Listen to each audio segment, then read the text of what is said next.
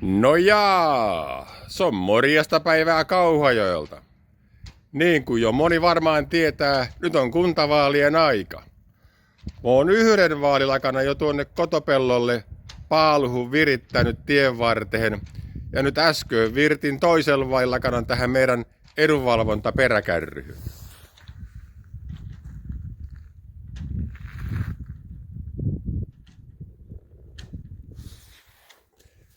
Elikkäs Sami oikealla asialla ja numerolla 55. Muutama pointti näihin vaaleihin. Mä oon kaikkien Kauhajoen kyläkoulujen kannalla. Yhtäkään niistä ei tule lakkauttaa, elikkä Hyypän koulu tulee säilyttää. Me tarvitaan lisää elinvoimaa Kauhajoelle, elikkä olemassa olevien yritysten kehittämiseen pitää panostaa, samoin elinkeinopalveluihin. Kauhajoen tunnettavuutta pitää lisätä entisestään.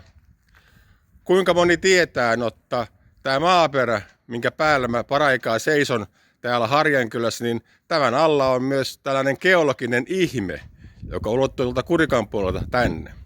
Tästäkin voitaisiin kertoa maailmalle paljon enemmän. Ja sitten vielä olisi yksi pointti sellainen, että kun täältä Mettäkylästä ollaan kotoisin, niin ei unohdeta niitä. Näillä mennään 55.